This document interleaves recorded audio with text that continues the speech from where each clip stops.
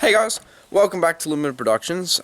Today I've bought some new wheels for my surf, and I was just going to run you through about what you should look out for when you're buying new wheels or anything like that for a car, because there's a few things you've got to know for doing it.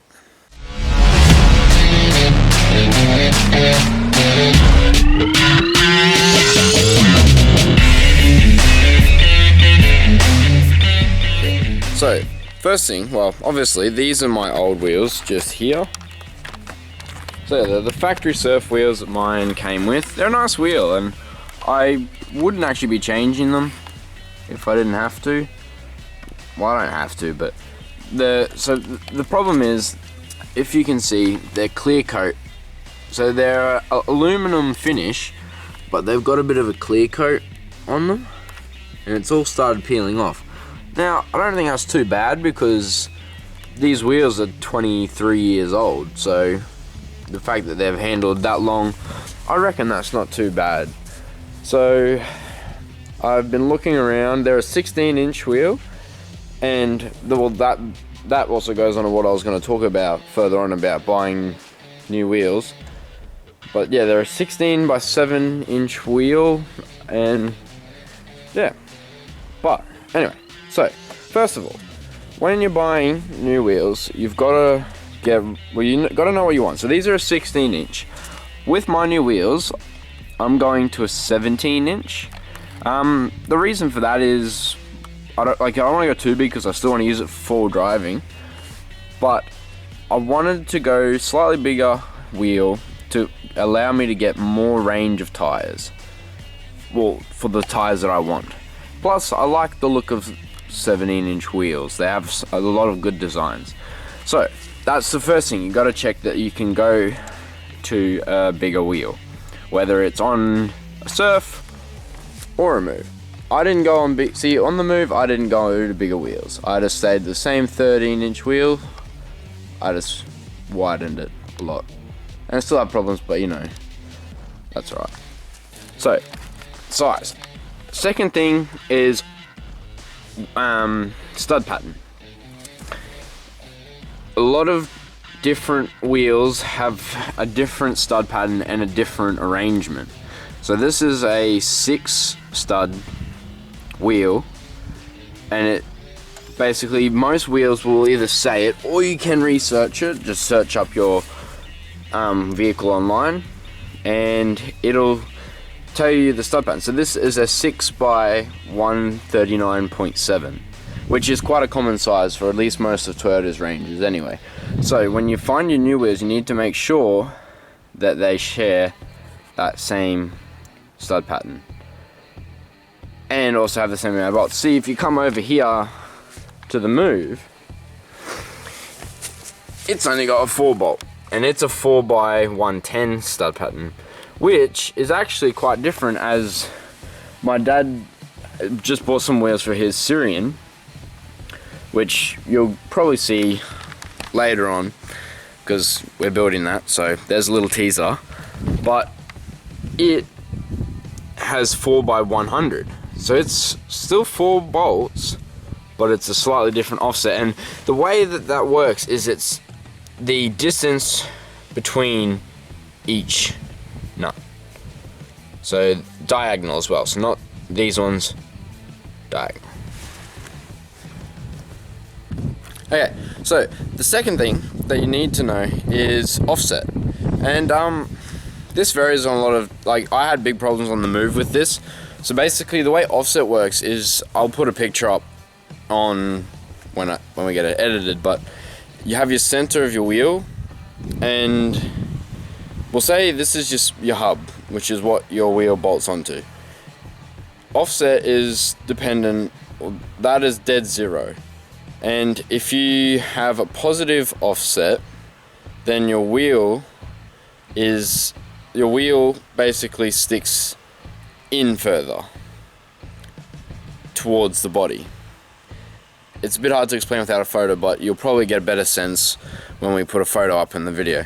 And if you have negative, the central point of where your wheel bolts on is further in, which pushes your wheel out. And the big problem you have with this is, same with what I had with the move, is it can cause clearance issues. So as you can see here, these wheels, yes, they are wider, which didn't help, but I had to put flares on to cover the wheels because they stick out further. Now this did work well in the sense of giving me clearance underneath in there, but it is also one thing you need to be wary of, because you can have guard issues where you hit the guard, and it can get messy, and also legalities. So you can't have here in Australia anyway. So we have pretty tight rules when it comes to that. So here in Australia, you can't have your wheel stick out past the side of your car. So that's one thing you need to look out for. And most wheels, it is a few different places. Some will have it on the inside of the wheel, which you can't get to. It'll be like in here somewhere. But on these wheels, you can see it just there. So basically that's your diameter. Just there, sorry. So that's 16 inches by 7. So 7 is your width of your wheel. So it's a 7-inch wide wheel. And this 15, just there, is the ET. So that is the offset. So it's a positive 15 offset. And with my new wheels, so I'll go show you guys them now. Picked them up and it was actually really good. I got them for a really good price. They got a bit of damage on them, but they're going on to a 4 drive, so like the reality is it's gonna get a bit more damage, but well, hopefully not. But yeah, they're a 4 drive wheel. Anyway, so they're off of what we would know in Australia as the Toyota Rugged X.